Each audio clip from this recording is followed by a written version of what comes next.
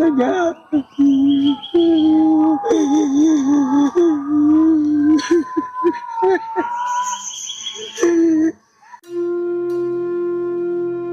ছেলের কবরের পাশে গিয়ে বাবা ডাকছে, আব্বু আমি তোমার বাবা আসছি, একবার আব্বু বলে ডাক দে। কলিজাটা হাহাকার করছে। এভাবেই ছেলের কবরের পাশে গিয়ে হাউমাউ করে কান্নায় ভেঙে পড়েন পারভেজের বাবা। বিদেশে থেকে ছেলের জন্য বানিয়েছেন আলিশান বাড়ি, কিন্তু সেখানে থাকা হলো না একমাত্র ছেলে পারভেজের। এক হাসিতে ইফটিজিং এর দায় দিয়ে প্রাণ কেড়ে নিল নিজ ভার্সিটির বন্ধু ও সহপাঠীরা। কিন্তু একমাত্র ছেলেকে হারিয়ে কবরের পাশেই বসে থাকেন একটু অসহায় বাবা। তারা একবার না মারে আমার ছেলের দুটা হাত তো কাটতে পালা দিত,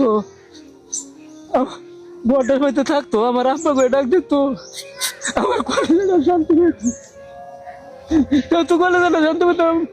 দিনের মধ্যে আমার বাচ্চা আছে, তারা কিভাবে এরকম বড় ক্ষতিটা আমার কইরা দিল।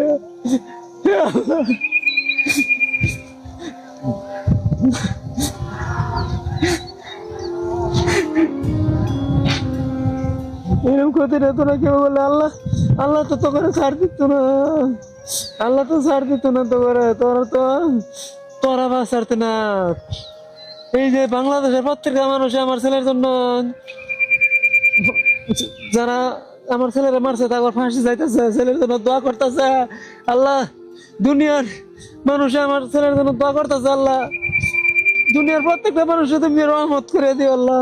আমার ছেলের জন্য যারা দোয়া করতেছে প্রত্যেকটা মানুষের, আমার ছেলের ছবির মধ্যে দেখিয়াছে, হারা দেখিয়া চোখের পানি ফেলতেছে। আমার একমাত্র ছেলে, ছেলেটা লেখাপড়া শেষ পর্যায়ে দেখছিল।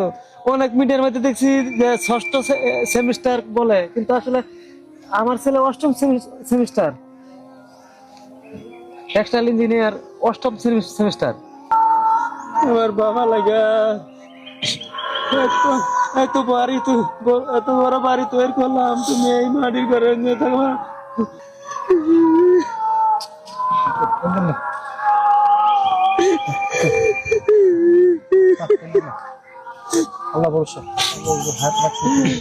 আমার বাড়ির জায়গায় তাকাইলে, ঘরে যাই যে তাকাইলে আমি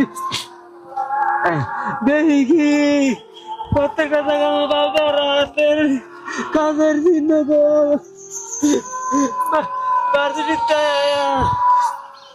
মিস্ত্রিরা কাজ করতে ঘর নেবে করেন,